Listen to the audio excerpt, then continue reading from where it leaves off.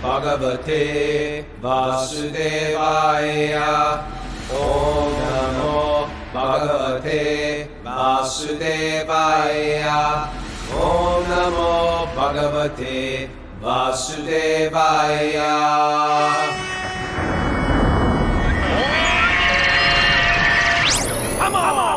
Live from Super Soul Farm, this is our Wisdom of the Sages daily yoga podcast with your host, Raghunath, and co-host and senior educator at the Bhakti Center in New York City, Kaustubha. Welcome to the show. We had an exciting night last night, Kaustubha. Oh, yeah. Okay. It was, I came home from, where I went. It was warm, so I went for a bike ride with my 6-year-old. And when we got back, I got informed by Kaustubha and Bridget, my wife, that we made the charts, the charts, the podcast charts. What was it? Can you explain what that even means? Well, from my research that I did on Apple Podcasts, they kind of rank all their podcasts, and in the category of religion and spirituality, we hit number 1. Above Joe Olsteen, above Joe Olsteen, which is, everyone's cheering just for that, I think. What I think it actually means, they have some kind of algorithm of how they choose that. It doesn't necessarily mean like more people listen to ours or something like that, but actually a lot of people did listen. So, it's certainly from Joe Rogan, we got a big bump. So there'll be a lot of new people listening. I think it has more to do with new listeners coming than it does with a total amount of listeners. But it's cool that you can open up your iPhone and go to iTunes store and you just see Wisdom of the Sages up there. It was very, very cool. So that did feel very nice. So we want to thank all the listeners, all the original Super Soul listeners and all the listeners. Zoomers. All the Zoomers, all the others. I really feel like, there's something about the idea of wisdom right now that's catching on, that people want a better, more meaningful life. And people are like eager to kind of contemplate wisdom. And this source of wisdom, the Srimad Bhagavatam, is so rich with it. And that people, like, we got 78 Zoomers here right now. So we got 78 people, waking up early to listen to Bhagavatam when they could be doing something else. Then we got thousands more that are spending an hour a day listening to us, of all people, right? Talk about Srimad Bhagavatam. Sure. Yeah, So, I have to retract the statement, by the way. Yeah. I sort of put out a criticism to Joel Olsteen. I don't think you criticized him. You just said it was above Joel Olsteen. That's all. It's not a criticism. I said, and I cheered, but it was, what? And I bought a book by Joel Olsteen because I like to listen to different speakers of spirituality from cross culturally. But I felt it was always pushing this concept, which is very popular right now. God wants you to be rich. This whole type of thing. Now, some Joel Olsteen fan can correct me, but that was like my takeaway. God wants you to be successful, and God wants to heal you. But it brings you to this point of, what if you're not going to be healed? What if you have this chronic disease, it's not going away, and it's only getting worse? What if you're penniless and you're not getting rich? Does that mean God doesn't? It puts you in this other category, like, okay, have faith, positive thinking, we can do it, let's rally together. What about if it doesn't happen? Does that mean you don't have the blessings of God? And that's what I actually like. That's why I like the philosophy of Bhakti, is that it doesn't mean you're abandoned. A matter of fact, it could mean you're even more cared for. More blessed. More blessed. Matter of fact, we have this saying, I don't know where it came from, but I use it all the time. If Krishna loves you, he gives you whatever you want. No, I blew it. Thank you, Mara. That's why they're executive producers here. If Krishna likes you, he gives you whatever you want. But if he loves you, he takes everything away. Because in that taking everything away, it could be your health. It could be your strength. It could be your hair. It could be whatever it is. In that love, And in that destitution, you have nothing else to take shelter in. I was taking shelter in my looks, and I used my looks as my currency in this world to get what I want. I used my wealth as my currency. I used my charisma. I used my, what else do people use? Money. I just said that, wealth. Oh, did you say? Oh, I'm sorry. Yeah. Okay. But it's okay. We use stuff or our health or our physical ability. Sometimes people who are very good at yoga, they all of a sudden they have an injury and they can't do what they're really good at. And so what is left is just my sincere devotion to divinity. And when everything that I bank on for my ego gets ripped away, I have no other shelter. And I think it's fair to say that some people will admit that in their most destitute times, they've been most God conscious. What do you think? I can say for me. There's no question that's not uncommon. And you mentioned where you get it from, but that is kind of like a partial paraphrase of the Bhagavatam, where Krishna says that when I'm particularly inclined to my devotee, I take everything away. Hari, I know. You know, we call. Now Krishna you might Hari. not want to hear that. You might want to hear God wants you to be abundant. Give me a mantra for abundance. Well, that's what the four An Vedas affirmation. teach. You know, that's what the four Vedas teach, is like how one can be abundant in this world. But that's considered, the Bhagavatam is going to go to great lengths to point out that's just like a very beginning step on your path. You're meant to go much further, from karma to jnana, ultimately to bhakti, where the only thing that, it doesn't matter if I have wealth or if I don't have wealth. It doesn't matter if I have fame, I don't have fame. No material circumstance makes any difference when one connects to that divine source, you know, within their own heart, God, you know. Das writes, in our moments of despair, the divine comes forth. Yeah, it can. That's It can. biblical. Yeah. And I don't know anything about Joel Olsteen, but I'm familiar with the idea of that prosperity gospel, they call it, which, as far as I've seen, Is that the name of it? Prosperity gospel? They call it prosperity gospel, that, you know, that kind of thing where you have a preacher and he's got a big watch and a fancy suit and he's saying, you know, look at me, I'm wealthy and God wants you to be wealthy too. And, you know, et cetera, et cetera. I don't see Jesus teaching that. You know, I don't see that, you know. Jesus didn't have a watch. I don't think he did. I don't think he even had a watch. Sundial, I think. So, any case, we were just feeling very grateful to all the listeners to Wisdom of the Sages that there's this enthusiasm to hear Bhagavatam, that we tend to be distracted by so much, you know, mental junk food. And it's very inspiring to us to see so many people eager to hear Bhagavatam, to hear about Bhakti, to hear, you know, something so nourishing and so satisfying to us.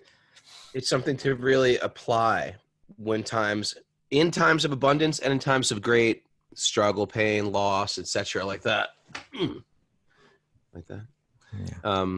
And so it's good. You want things in your life that can sort of dissipate despair, dissipate loneliness, dissipate heartache, dissipate when there are big reversals in life. So we find that the best welfare work you can do to somebody is give knowledge. And it's not because Kaustubha and myself feel so knowledgeable. It's probably because you become connected to a tradition of wisdom. And that's the beauty of this concept called parampara. That parampara means this is descending information that when we imbibe it and we hear it from higher authorities, and they've heard it from higher authorities, and they've heard it from higher authorities, it's almost like me touching an electric cord. And then all of a sudden I become electric, and anyone else I touch becomes electric. And you will find that people, even learning this stuff for a few days, they'll have so much information because it's not coming from them. It's coming from sources above them. It's not just because, well, we're charming and insightful. That's not it. The Bhagavatam is charming. Matter of fact, any of that material currency I use to get by has to get pushed to the side so the Bhagavatam can just speak through you. And that's what you'll find by listening to the show, listening to the Bhagavatam on a regular basis. You will find yourself spilling information of the Bhagavatam out of your mouth. And it will be the sounding board that you use to measure up all different types of things that are happening in the world, as well as other philosophies you hear. You'll throw it against that sounding board of the Bhagavatam and see how things hold up. Yeah. All right. Now, there was one announcement that we wanted to make, was that yesterday we kind of officially, I guess, I don't know officially, but we kind of for real launched kind of launched our Patreon page, which is the idea with that again is that among our listeners, we had a lot of call to kind of go deeper into this beyond just the show, which we have every day. So we hooked it up. The Patreon is kind of a platform where you can become a sponsor on any level. And we will be putting out more content. This Friday night, I'll teach a live talk, part 1 of a talk on the 13th chapter of the Bhagavad Gita. So if you're on Patreon, then you'll get the information about how to tune into that. And then we'll post it there if you can't watch it live, that people can watch it later. Raghu was going to have a reading that he was going to do. Maybe I'll do it with him maybe we'll do that Thursday. We're going to figure that out maybe today. Yeah. We'll also kind of, so we'll be doing different kind of courses or workshops or classes or talks. We're also going to post the, before the podcast, when we just did it, when we called this show, what did we call the show back then? I can't even remember. Super Soul Sacred Sangha. Super Soul Sacred Sangha. We're going to post a bunch of those videos up on Patreon as well. We'll post old stuff. We can even, when Raghunath and I speak at different places, like I spoke at the Bhakti Center the other day, we'll post that kind of stuff. And even like just kind of curate other cool Bhakti stuff from other people and just stuff that we like or stuff that we've been inspired by, that we'll share all that kind of stuff there. So if you go to the website Patreon, Patreon, Patreon/Wisdom of the Sages, you'll find our page there. And we're ready to start. The page has kind of been there, but we haven't been ready to start posting stuff. We're ready to start posting stuff there. We're also going to have our message boards there on a platform called Discourse, wherein, we have our Telegram thread, but it's kind of crowded with just, it's just one long list. So with these message boards, we'll be able to separate different things. RMR mentioned, hey, why don't you put one for nice recipes? We can do that. And then we can have another one for Katie Bell's notes. Katie Bell's notes are so useful for me. So awesome, yeah. Because sometimes I have to prepare for a class and I can't prepare for a class. And I go through these notes that Katie Bell takes after each class. And they're just sort of highlighted important pieces, important bullet points that I can use. Oh yeah, that's a great point. I can riff on that for a while. Yeah. So yeah. So she takes notes every class, and we'll post we'll have a thread just for that. And we can have threads for different subjects, and it'll be a community, it'll be a place to learn. It'll be a place to share. It'll be a community kind of thing. So if you're interested in going deeper into this kind of stuff, check out our Patreon page. Thank you. All right. Thank you. That's the theme of today's class, destitution. Spiritual destitution. I won't tell the whole story, but I just want to share that one time when I was a monk, I was forbidden to get on an airplane because I had extra luggage, and I had nothing of my own, but I just said I would carry luggage back for a person. And so I carried 4 trunks back, and I figured my bass player, who was in the band when we were monks, Krishna Chaitanya, he'd carry 2 and I'd carry 2, and he never showed up at the airport. So I had 4 trunks. I had to get back to the ashram in Philadelphia, and the guy wouldn't let me on the plane. I said, look, they're not my trunks. I got to get on the plane. I have no more money. I have $1. I had $1 in my pocket. And this is before you travel with credit cards. Isn't that weird? We used to travel without credit cards. It was before cell phones. It's before the internet. And then he said, well, stand on this other line over there. So I stand in like the executive line. And by the time I got to that line, the guy just goes, I'm sorry. I heard what you said. You're traveling with other people's luggage. You cannot get on the plane. Boom. And he closed the gate. I was like, okay, well, just give me my boarding pass. And he goes, well, what are you going to do with all those trunks? I said, I don't care. I got to get on my plane. I'll throw them out. And he goes, I'm sorry. The plane has already left. And I look around and no one is there anymore. and then he goes, and it's going to cost you $100 to change your ticket. I don't have it. I kid you not. I was dressed like a monk. I had like a beard. I was dirty. I had $1 in my pocket. I got on the luggage scale and bowed down to him. Please, sir. I bowed down on the luggage scale. I said, please, I'm a monk. I have nothing. He's saying, you don't look like a real monk to me. He was so snooty. And you know what happened? What It happened? all worked out great. I hung out in Delhi. I jumped on a bus. I put those trunks in storage for like 20 rupees. And How'd you pay for it? 20 rupees is less than $1. No, how'd you pay for the ticket change? They did it for free. They did it for free. Because you And begged. I spent a week because the next plane wasn't for a week because planes didn't fly out that much back then. And I said it was time for the Delhi Rath Yatra the next day, and I got to be on the cart with Lord Jagannath. It was great. I had a great week in Delhi. Cool. So why are you telling us this? Because deep connection happens in times Of of desperation. destitution. Okay. And you have no other shelter, and you just say, oh, yeah. I'm just And that's what we read about Narada, right? He was a 5-year-old boy. His mother died. He had no guardian. And somehow he had due to his hearing Bhagavatam from these sages, he was able to interpret it in a way where although you could call it externally destitution, he saw it as a blessing. He was able to maximize that opportunity and turn it into like a very powerful source of inspiration and move forward in his spiritual life. Well, I'm thinking what would happen to me right now. Imagine if I did that. Okay, we won't let you on the plane. I'll be like, I missed my flight. I'll put it on my other credit card. It's sort of like there's always something I can take shelter in, except saying, "Oh Krishna, oh God, oh divinity, oh bright light, what do you want from me in this life? What do you want from me? What am I supposed to do now?" Instead, I go into mode like, well, I got this. I can figure it out. Okay, I'll go about it this way.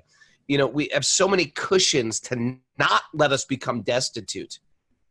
And so Yes. in that destitution, you just feel like I have nothing to. We were talking this story about Draupadi yesterday, putting up her hands. She's being disrobed. Oh, Krishna, my life is in your hands. What do you want from me? I fully trust you. In that mood, you can like call out with sincere prayer. Yeah. Because this is part of the idea of we want to hear Bhagavatam and we want to reflect on Bhagavatam. It's hearing and reflecting. And the idea is that as we go through life, you reflect on what you heard. Now, we should know that the nature of the material energy is that it's always fluctuating. It's up one moment and it's down the next. And so therefore, the bhakta, the devotee, the yogi, they're realizing that, and they know even if things are going kind of good right now, they know it's just a matter of time before that world gets shook up.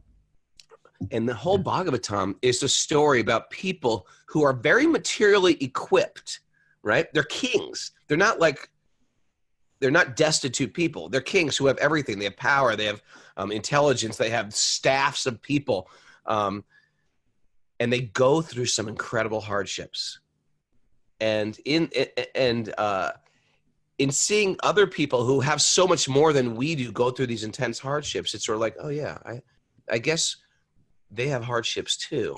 I tend to think the 1% doesn't experience hardships. Wrong. Everyone experiences hardships. People think, oh yeah, the 1%, the 1%. I got news for you. The 1% are not free from birth and death and disease. Come on. Yeah. They're not happier. They could be, but it's got nothing to do with their amounts of wealth they have. If they're sattvic, they're happier. If they're not sattvic, if they're rajasic and tamasic, they're in pain, whether they have nothing or whether they have so much. So the Bhagavatam teaches you how to find that deep happiness with everything or with nothing. And to know that it's just a matter of time before the world gets shooken up, before our world gets shooken up. and to anticipate it and be ready for it. And when it comes, you're like, here it comes. All right. I'm ready for it. I'm ready to let go of what I thought was my security. Obviously it wasn't my security, and connect to that divine source, which is the real root of all existence. You know, sweet baby Krishna. Sweet baby Krishna. You know what we say here also on the show? We say that in Bhakti Yoga, we are here for people. In times of pain, we give comfort. And in times of comfort, we give a little pain, right? Do we? Well, the idea is when everything's super comfortable, or people come to you and they're thinking, yeah, life is great. And we point out that life has some flaws. Okay. It's not that the cup is half empty, but that life actually has some built-in ditches, built-in potholes, built-in broken glass to step in. What is it? There's reversals that we have. We lose something in our life. We lose it. We get our heart broken. We get some type of disease or sickness. There's loss of a loved one. So if someone's living high, everything's going great in my life, give it time. and it's not to sort of be like this gloomy critic.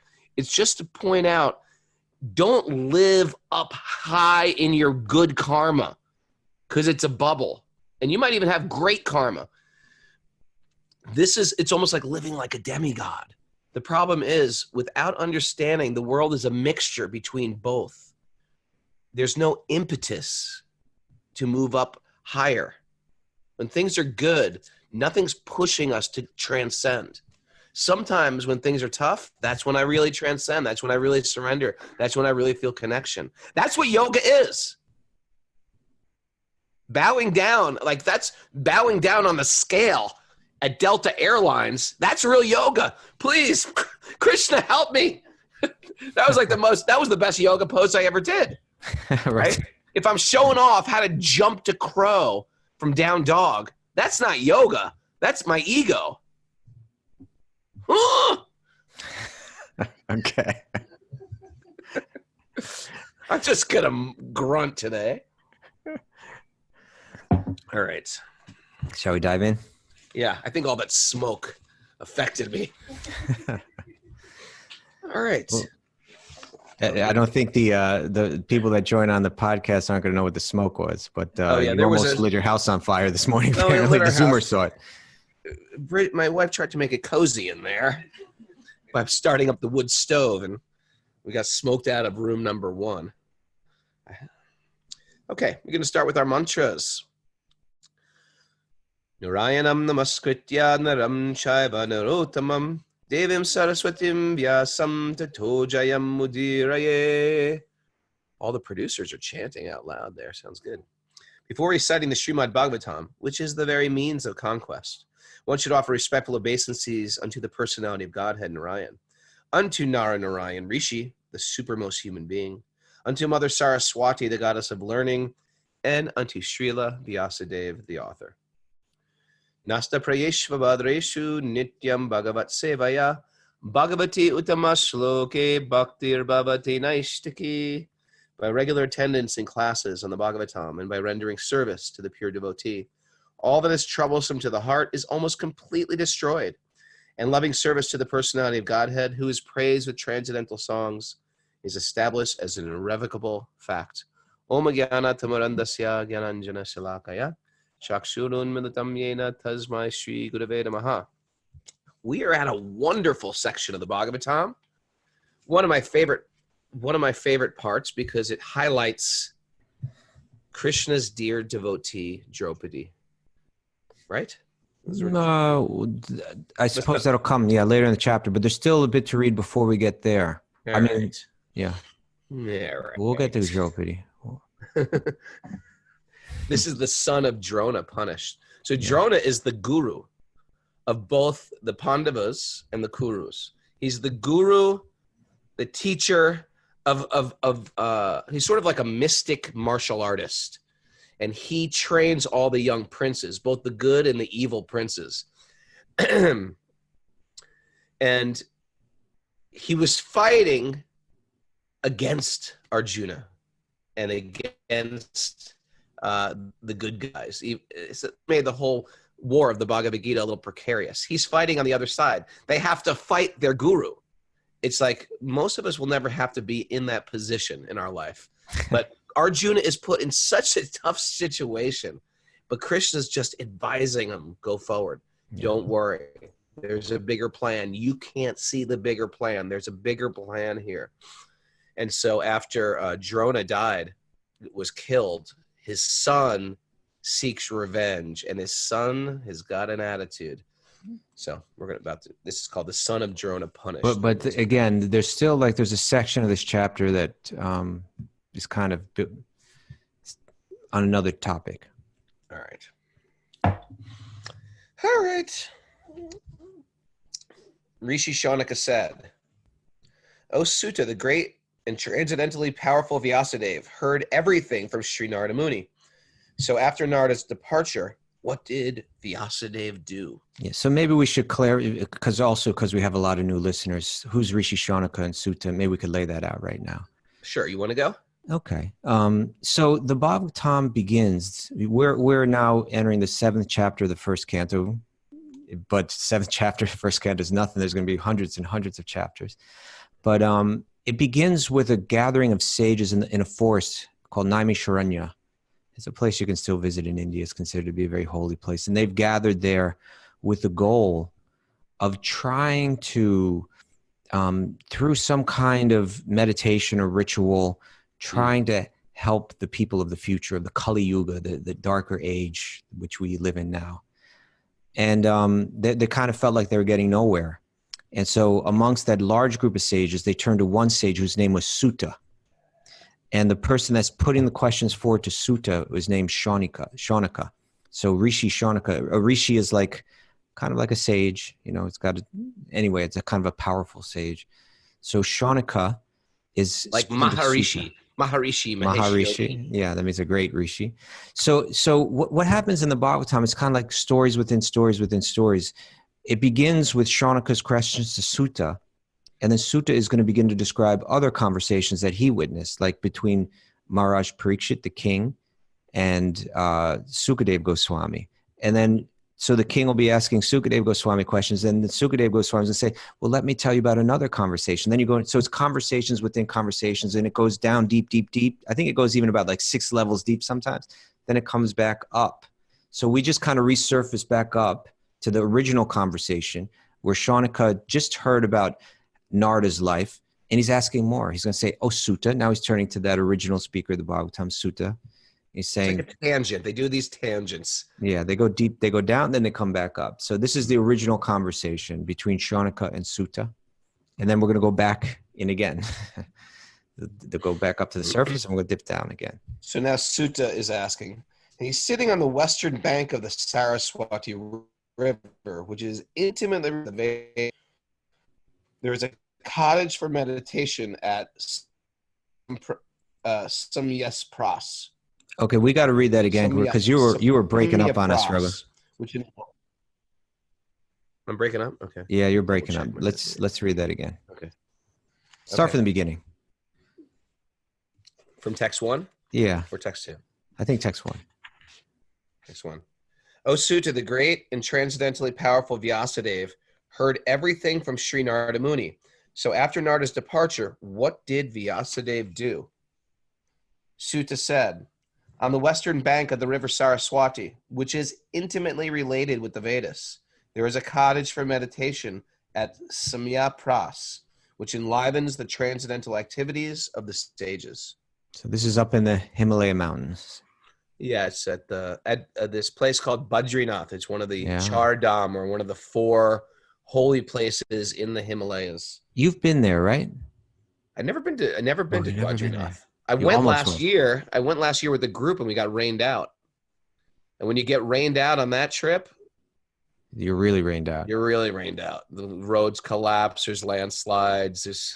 It's not the safest trip in the world. You got to go on these roads up in the mountains that have no. It's not the safest trip in the world. What do you call those things that keep the car from driving off the cliff? Those rails. Guardrails. Guardrails. There's no guardrails up there. There's no. I mean, it's scary and it's windy. Yeah. Paramananda went last year. It's super windy, and you get you just get car sick Paramananda went to Badrinath? because Tukaram went. I thought they never went. No, they went. And Maybe I had Paramananda can pipe in and share a bit about that, because Is he on? we got Paramananda. You there? Okay. If I you're saw there, him earlier. Parmananda, There he jump is. Anything you'd like to share, Paramananda, about going up to Badrinath? Trip to Badrinath was one of the craziest trips I ever took. in. Please share. do tell. It's a one-lane road. You frequently pass cars, like rusted out cars with huge boulders that just smash them. Okay. Someone had died in the car, and you see a lot of them. And it's mud, there's landslide, there's no guardrail, and you're literally like this far away from the edge. And if you go off the edge, you fall 300 feet into the Ganges. Wow. Ganga Maya Ki Jai. And how about did you go into Vyasadeva's cave in there? It was, once we got there, it was a really hard trip. A lot of people were car sick. A lot of people were stress sick. Yeah. There's not There is a stress, like, am I going to see my children again? That type of stress. We got to one section where it was rained out and they had to redo the road. And so literally it's like a muddy road. You're fishtailing. Your car is like inches from the side of the road. And there's like a 300-yard stretch that we had to make it through. And I never chanted such good rounds. I was I was literally had my hand in the bead bag, and I was just like, but that could be it. beyond the danger, tell me about Vyasa's destitution. Tell me, beautiful destitution. Tell me about the cave and the atmosphere once you arrived there. You know, one of the highlights, Badrinath, it's such a beautiful place, and the Badrinath temple is so beautiful as well. But really the highlight of the whole Badrinath trip was going to Vyasadeva's cave. Because you actually go to the cave where Vyasadeva wrote the Bhagavatam, scribed the Bhagavatam.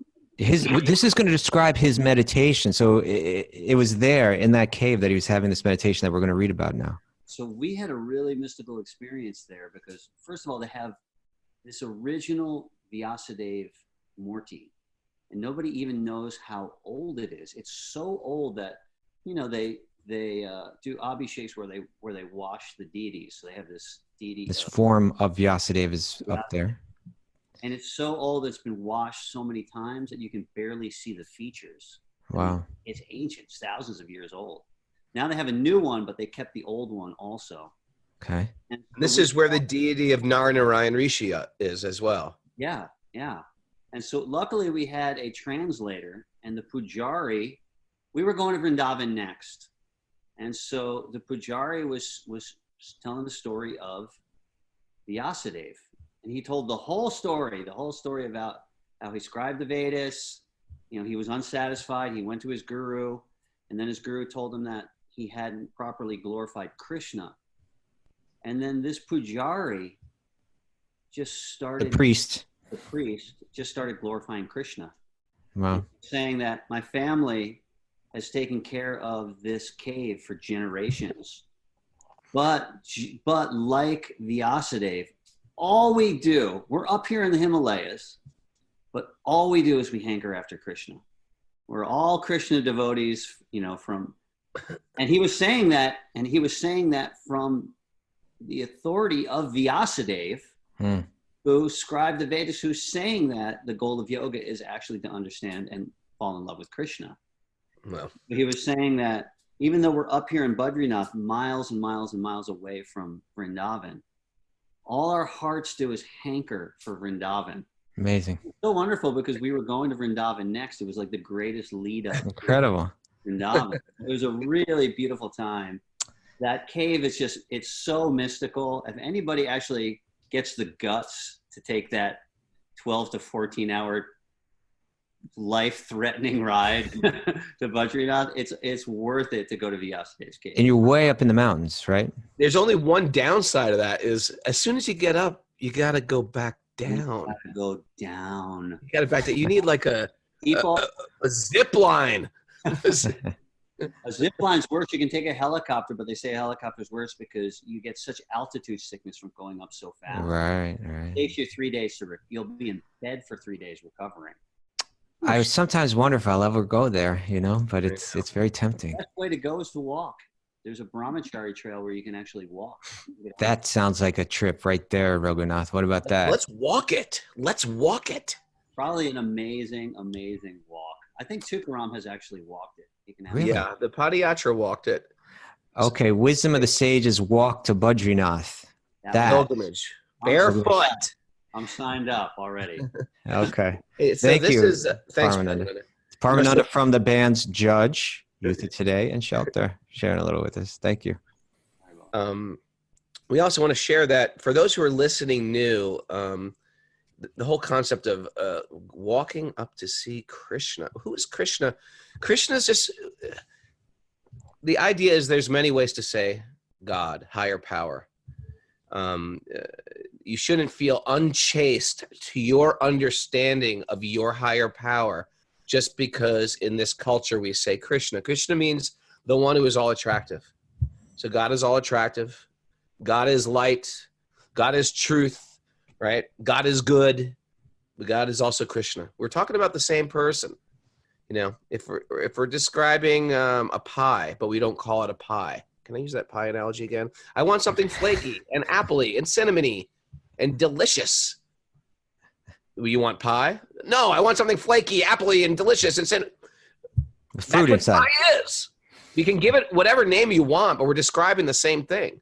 So different cultures give different names to the higher power, the source. And even in India, there's many different ways to say God. Bhagavan, Ram, Nrsimha, Vishnu. The idea is like a candle lights a candle, lights a candle, lights a candle. Is it one candle? Yeah. Is it different candles? Yeah. It's actually the same. They're actually the same, and they're different. Same and different. Same and different. So let's continue. I like that. That was a nice little detour. Yeah. Up to Badrinath. So in this place, Srila Vyasadeva, in his own ashram, which was surrounded by berry trees. That's what Badri is. Do you know that? I didn't know that. Badri is a berry. Okay. For some reason, he's the lord of the berry. Vishnu is the lord of this particular, I think because the berry represents Lakshmi. Okay. Let's see. Surrounded by berry trees, sat down to meditate after touching water for purification. Can I ask you a question, Kaustubha? Yeah. Does touching water mean he does akshman? There's this thing that you do, if you're unfamiliar with this, where you take drops of water, place them in your right hand, and you chant mantras into the water, and then you sip the water. And they have this whole thing. Who's that Japanese scientist? Oh, we're talking about Dr. Emoto. Dr. Emoto. Dr. Emoto, they says you write love on the water and it changes the molecular quality of the water. You write hate, you write abundance, whatever it is. But the idea is you're chanting names of Vishnu into the water, and then the water becomes sanctified, and it's like cleaning your internal body. Then you sip that water. And then you sip that water. And so that's called akshman. You do it before you're supposed to do it before you read and chant, but you could do it before they do puja and worship. So here's my question. Because you hear this reference, touching water, does that mean doing akshman? I don't have a conclusive answer, but I would assume that, but I don't know for sure. But you would think, because that's just a common thing to do before your meditation. Like before you chant your Gayatri, before you do puja, you do achman. You chant mantras into the water and you sip it. Okay. So that'd be my guess. Okay. Thus, he fixed his mind perfectly engaging it by linking it in devotional service or bhakti-yoga without any tinge of materialism.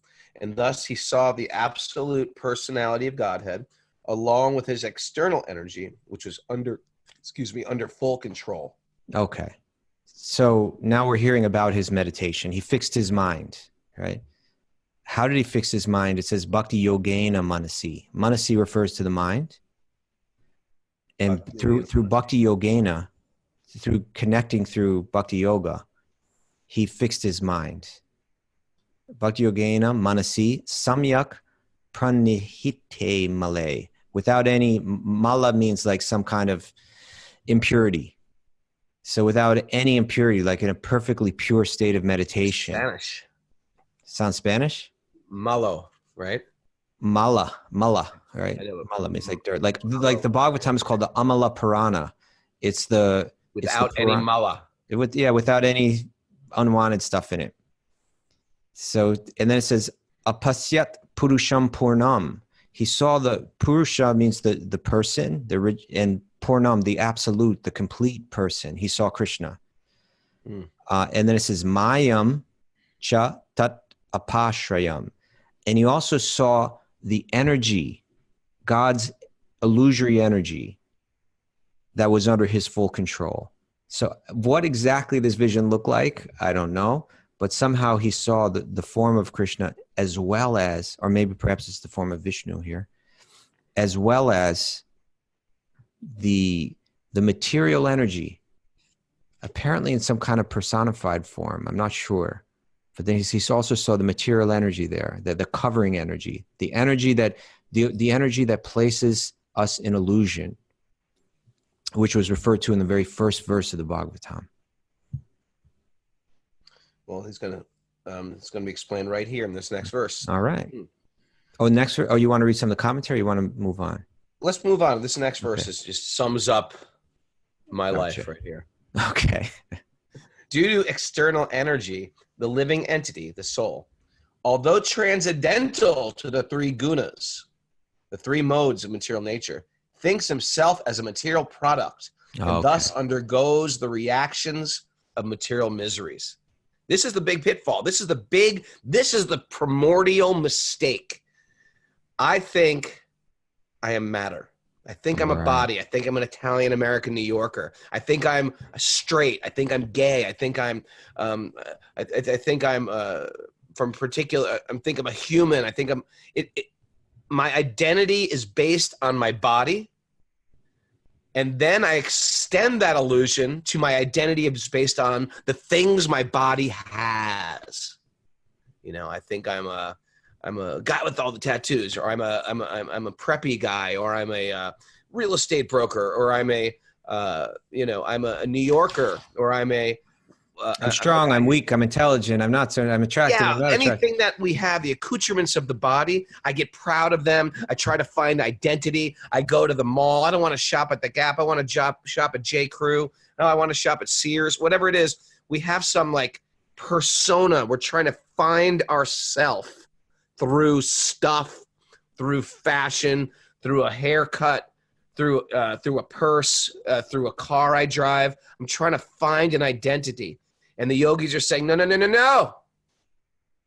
The identity is already there. You don't have to find it. If you start to get connected to that identity, that external identity, you're setting yourself up to suffer by these three gunas. You're actually transcendental to these three gunas. You want to get rid of, what's that? Gunas means? Guna means it's the yogi's way of seeing the material world. There are these three energies that control us, and one is influences. Yeah. I guess, did we talk about those yesterday? No, I'm getting it confused with my Boston class. There's this energy of sattva, or goodness, of regulation, of stability, of balance. There's an energy of rajas, or creation, of doing it and hankering going out there. Yeah. Hankering. Yeah. Like a maharaj, like a king, who has to create and protect and go out and fight sometimes. And then there's this energy of tamas, of ignorance, of lethargy, of sleep. And these three are like puppeteers, and they're energies of the material world, and they control us like we're helpless. And what happens is we get controlled and we get dominated by one of these gunas in particular. Now, the three gunas are like the three primary colors. Generally, there's many shades in between those colors. So we have a dominant guna, according to the Gita, that is controlling us. And they move us around almost helplessly. And we have a tendency to think that we have free will in this world. And it's very limited, our free will, because we're so dominated by the gunas. So the yoga system brings you to this place of sattva, where you actually have more free will. Sattva means there's a balance, there's a regulation, I'm detached, right? Content. I'm content.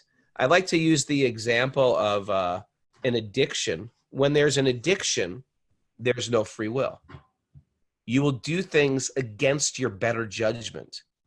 That's why we try to regulate these things that cause addiction, or that are notoriously and historically have caused addiction.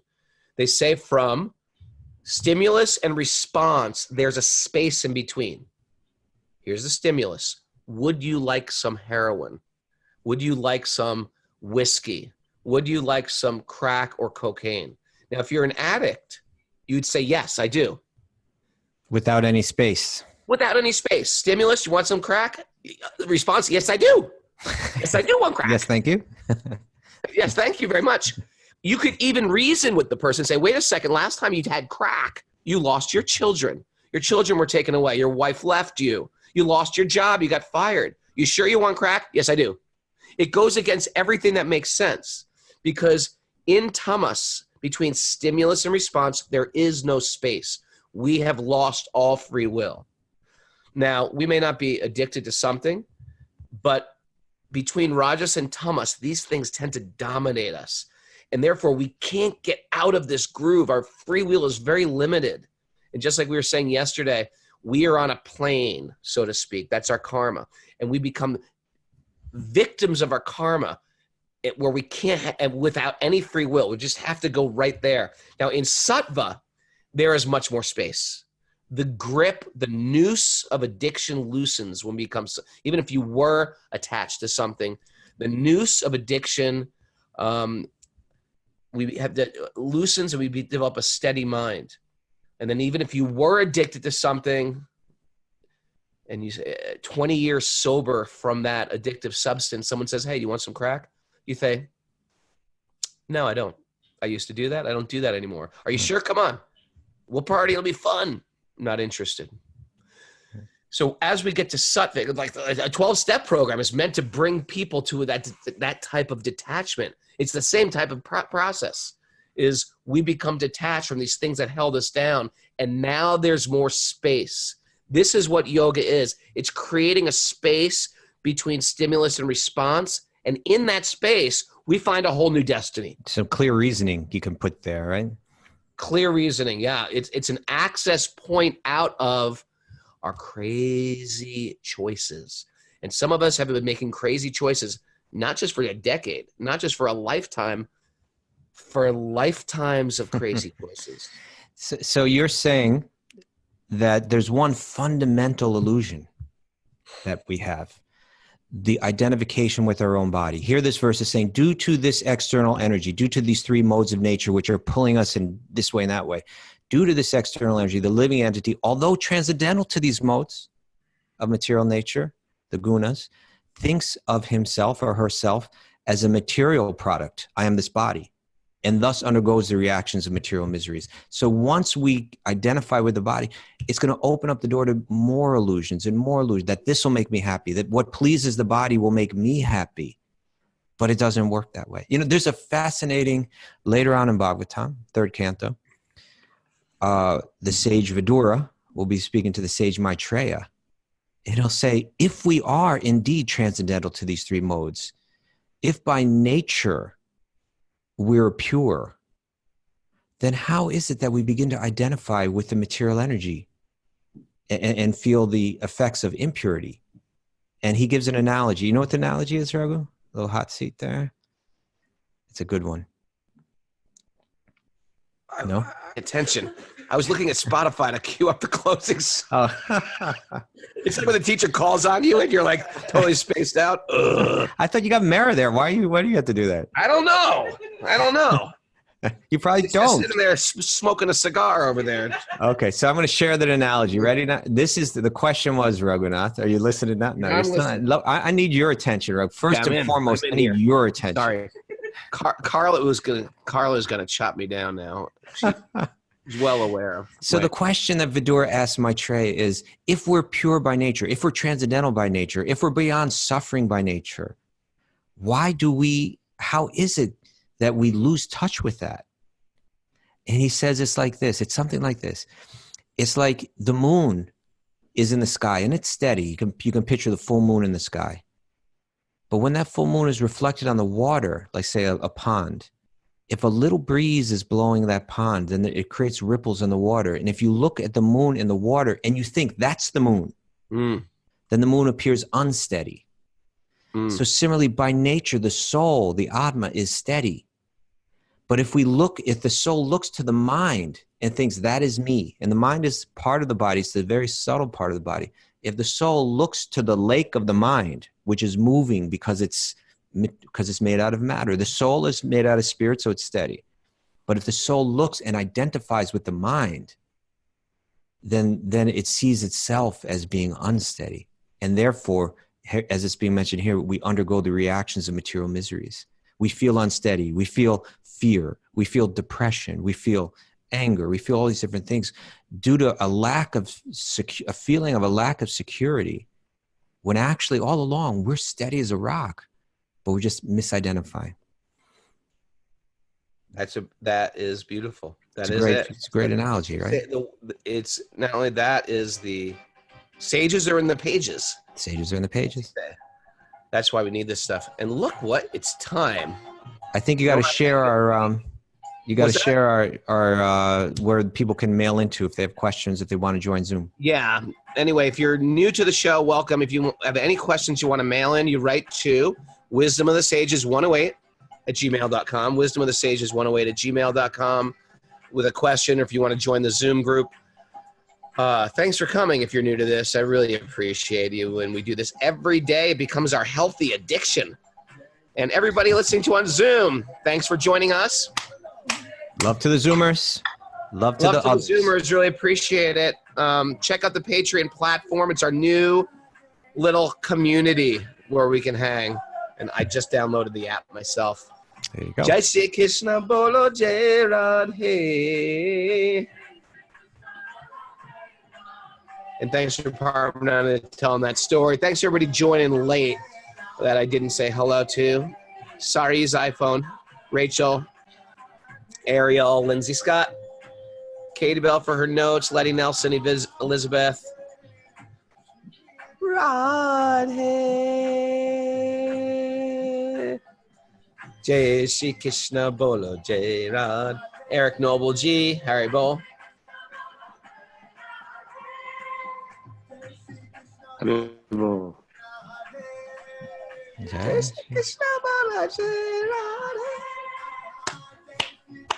That's what I like.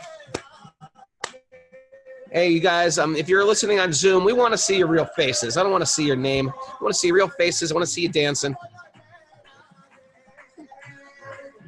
Parastu, good morning. Here it goes. Parastu, your last name is almost like Maharishi. Everybody sing, ready? Shri Radhe.